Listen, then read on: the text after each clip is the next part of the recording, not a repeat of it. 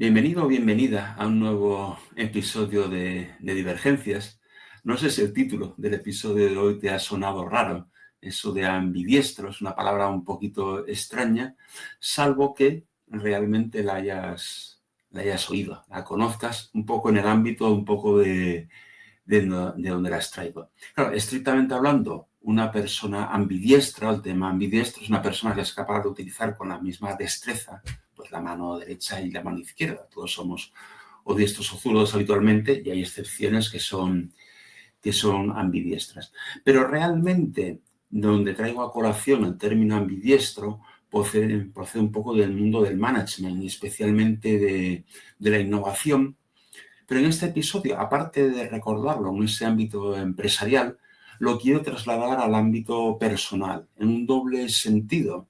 Personal para profesionales, como es mi caso actualmente, que trabajas como freelance, pero personal también en nuestra vida pues, personal, privada, familiar o como quieras llamarla. Bueno, como te decía, de alguna forma este término de ambidiestro, aunque tiene un significado general, lo extraigo sobre todo de un poco de la teoría o de la disciplina de la innovación.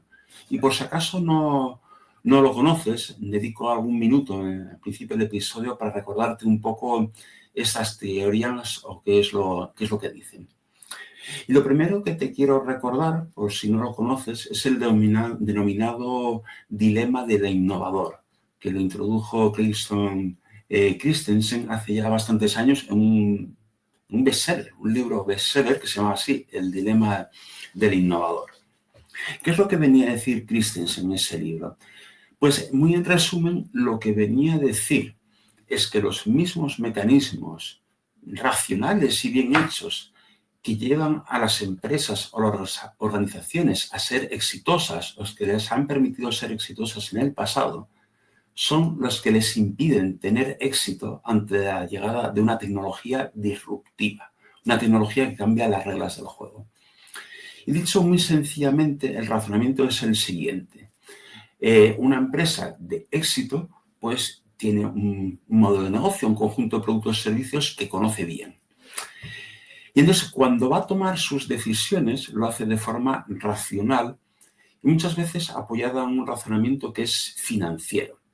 Entonces, si quiere lanzar un nuevo producto o servicio, si quiere lanzar algún tipo nuevo de actividad o modificar algo su modelo de negocio, pues hace un análisis de las expectativas del mercado, de las ventas posibles, de los costes, y entonces hace un análisis del retorno de la inversión y decide si vale la pena o no acometer esa innovación, ese nuevo producto o servicio, ese cambio en el modelo de negocio.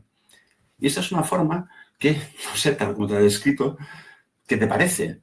Pero es muy racional, es muy lógica y probablemente si no razonamos nada más es muy correcta y es lo que hay que hacer. Bien, ¿qué pasa? Cuando llega una tecnología disruptiva, es una tecnología que cambia las reglas del juego, es una tecnología que es no bien conocida, que en el fondo no se sabe muy bien a qué va a llevar. Claro, cuando una empresa asentada y de éxito hace su análisis racional, lo que va a haber es un mercado incierto, un retorno incierto. Y entonces, pues cuando haces números, no le salen. Y lo normal es que rechace hacer la adopción o el desarrollo de esa tecnología disruptiva.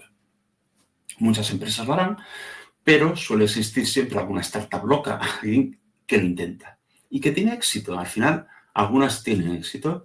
Entonces, esa startup que ha tenido éxito acaba dejando fuera de juego al que era la empresa que era incumbente en ese momento, que hizo una decisión muy racional, pero que en el fondo equivocada. ¿Bien?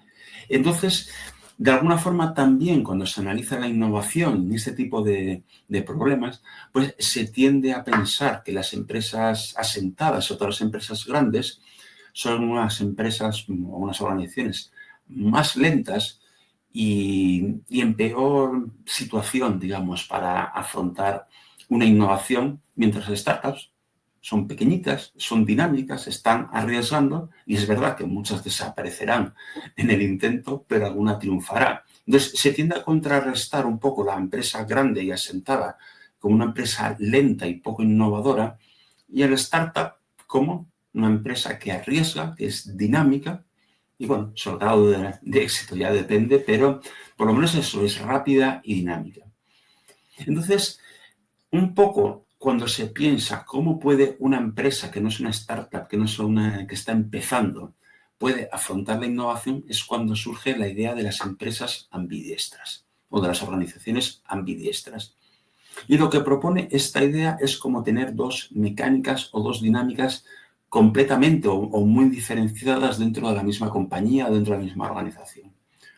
Una dinámica que se encarga del core business, del business as usual, del negocio normal, el negocio del que vive ahora mismo, y que la dinámica de esa parte más orientada al negocio tradicional, pues tiene unos mecanismos más racionales de decisión, está mucho más procedimentada, está mucho más orientada a la rentabilidad, a la eficiencia y, en cierto modo, tiene una mayor aversión al riesgo. Pero existe la otra parte, por eso hablamos de ambidiestra, que es la parte dedicada a la innovación, un área dentro de una compañía que es mucho menos procedimentada, mucho más libre, mucho más experimentadora, con muchos menos procedimientos y barreras, que le permite afrontar de una forma similar a como podría hacer una startup, pues una innovación, incluso en un área completamente disruptiva. Y es un poco la idea de las organizaciones ambidiestras. Un poco en el estudio me he encontrado esa idea ambidiestro con distintos nombres, distintos planteamientos, pero la idea es más o menos la misma. Una forma también bastante conocida de plantear algo que en el fondo yo creo es prácticamente lo mismo. En su origen es esta distinción que le daba su título al episodio entre la explotación y la exploración. Probablemente aparezca en más sitios, pero yo me lo he encontrado en los libros de los creadores del Business Model Canvas, que seguramente conozcas porque tienen mucho éxito en el ámbito empresarial, muy especialmente cuando hablamos de emprendimiento o de innovación, y entonces en el que creo que es su último libro hasta ahora, La empresa invencible, The Invincible Company, pues básicamente hacen la distinción entre lo que llaman explotación y exploración, que ellos lo centran mucho en modelos de negocio completos. Entonces hablan de nuevo de una distinción, lo que es la explotación, que vendría a ser el negocio tradicional, y ahí hablan de modelos de negocio, paréntesis, estamos modelos en plural, porque en general un modelo de negocio tendemos a pensar que una empresa tiene un modelo de negocio, pues no. Una empresa, sobre todo de cierto tamaño, pues puede tener un modelo de negocio para una línea de productos, para una línea de negocio y otro distinto para otros. O sea, la misma empresa puede tener varios modelos de negocio. En cualquier caso, lo que estudian estos autores es en el modo explotación, digamos, la empresa tiene que gestionar los modelos de negocio de los que vive ahora mismo. Y su objetivo fundamentalmente es aumentar el retorno, los ingresos, el margen y disminuir el riesgo, pero un riesgo que básicamente es precisamente de defensa de posibles tecnologías disruptivas o sustitutivas o de la propia obsolescencia de tu propuesta. Y esa es la parte de explotación, el business as usual, el core business, ¿vale? Y luego está la parte de exploración, que es la parte ligada a la innovación, donde exploras nuevos modelos de negocio y experimentas con ellos y arriesgas hasta cierto punto. Vuelves a jugar con retorno y riesgo, ¿vale? Pero el retorno, cuando estás explorando, cuando estás innovando, es el retorno esperado. Realmente es un retorno potencial que haces tus mecanismos para intentar estimarlo, pero no deja de ser potencial. Y el riesgo, lo que vamos a decir, el riesgo suele hablar del riesgo de la innovación, que por resumirlo, el más importante es que tú crees que algo es muy bueno, un producto, una forma de hacerlo, y luego al mercado no le importe, los clientes no lo acepten, no te lo vayan a comprar. Y luego, hombre, normalmente esto es más fácil asegurarse que luego no sea viable técnicamente u operativamente lo que tú estás pensando. ¿Vale? En cualquier caso, pues como ves, un poco el término de organización ambidiestra y esta idea de explotación-exploración básicamente viene a ser lo mismo en sus grandes ideas. Es decir, que la misma organización tiene que tener como dos dinámicas, una más tradicional de la que come actualmente y otra más dinámica y más exploratoria, con más riesgo, pensando en innovar y de cara al futuro. Todo esto es un poco la introducción, es un poco el background de management o de innovación, bueno, que espero que te interese, pero a lo mejor... Pero sobre todo, cuando pensé en hacer este episodio, lo pensaba más en el traslado a la visión más de persona, no tanto de organización. Y lo voy a hacer, como te decía al principio, distinguiendo entre la parte más profesional, si trabajas como freelance, como es mi caso, o ya la vida personal puramente. Claro, cuando lo llevas al ámbito profesional, trabajando a manera individual, en cierto modo me recuerda, no sé si lo viste, hace 2 episodios en que hablaba de tiempo para crecer, en que te hablaba un poco de reservar tiempo, pues, para potenciarte, para estudiar, para hacer algo que te haga ser mejor, estudiar nuevos procedimientos. Y te recordaba a ese respecto, dentro de los famosos 7 hábitos de las personas altamente efectivas de Stephen Covey, el último, que era afila la sierra. ¿Vale? En cierto modo, esta visión ambidiestra encaja un poco con eso, pero si somos más rigurosos, más cercanos a lo que es la visión empresarial para aplicar al mundo freelance, lo que quería decir es que incluso tú, como un posible profesional independiente, un autónomo, un freelance, o como quieres llamar, tienes una serie de servicios, productos que sabes hacer, que haces habitualmente, un grupo de clientes más o menos amplio, pero probablemente muy conocidos ya, y ese es tu core business, ¿vale? Y conviene, de todas formas, sobre todo pensando en tu futuro, como le pasa a las empresas, que de todas formas seas capaz de vez en cuando de explorar, de hacer algo diferente.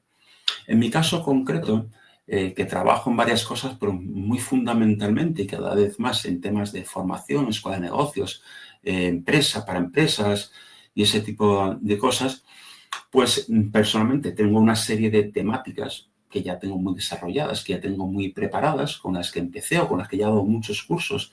Y eso es un poco mi core business. Pero me surgen de vez en cuando pues temáticas, hombre, siempre tienen algún tipo de relación, si me las ofrecen, me las proponen, por algo es, pero que realmente no, a lo mejor no tengo material, no las tengo del todo preparadas, siendo muy sinceros, ni siquiera soy del todo experto en esos temas. Y ahí pues podría contestar que no, ese es mi tema. Y seguramente cuando trabajo ya en temas que he trabajado más frecuentemente, que tengo material, sería mucho más eficiente. Pero si miro en el futuro, y esto lo digo desde un punto de vista muy práctico, conviene ir ampliando temáticas, porque te da más mercado posible, digamos, e incluso porque le dices que sí a más clientes que te pueden seguir contratando. Aparte de eso, y esto es un tema puramente personal y vocacional, como me gusta conocer y cuanto más mejor, pues realmente cuando meto una nueva temática, una temática normalmente que es adyacente a cosas que ya he hecho, pero que es nueva, en el fondo, por supuesto, es cuando soy menos eficiente. La cantidad de trabajo para preparar el material por primera vez es enorme. O sea, que desde un punto de vista puramente rentable no es lo mejor, por lo menos a corto plazo. Pero aparte de la visión a medio y largo plazo, que sí puede ser muy interesante, como persona, simplemente como persona, pues me resulta muy motivador. Y la verdad que normalmente en los temas más nuevos, en cierto modo sufro más porque es mucho más esfuerzo, pero también los disfruto mucho más. Eso sería un poco la visión personal, pero eso si eres freelance, si trabajas de manera independiente. Llegándole al ámbito puramente privado o al ámbito eso ya personal puro, creo que en el fondo también hay una cierta dinámica parecida a esto de la explotación y la exploración y esa visión ambidiestra.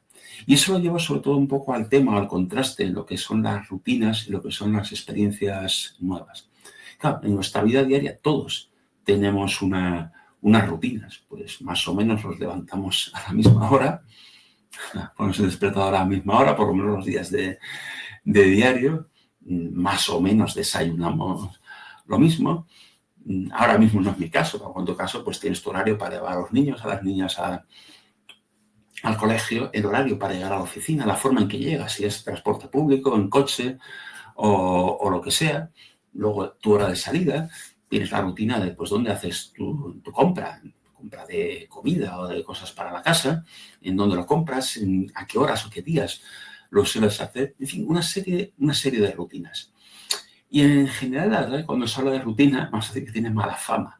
La rutina, parece que la vida rutinaria, pues hombre, como que nos aburre y como hay que superarla. Y sin embargo, te lo digo sinceramente, yo creo que esa rutina es muy valiosa. La rutina, en cierto modo, te da seguridad, te da tranquilidad, porque es terreno conocido, es algo que ya sabes cómo va. Te confiere al final, yo creo que es serenidad. Y en cierto modo también eficiencia. en temas muy tontos, pero por ejemplo, para hacer la compra, pues yo tiendo a ir más o menos a los mismos sitios. Cuando hago la compra del supermercado, claro, en el supermercado se compra habitualmente, pues ya me sé cómo están distribuidos los lineales, dónde están las cosas. Y voy pam, pam, pam, pam, pam. Y hago, pues a veces que bastante rápido. Claro, cuando por lo que sea he tenido que ir a un supermercado nuevo, no voy a esa velocidad. O sea que incluso hasta en la vida diaria, pues esa rutina, pues te da eficiencia de alguna manera.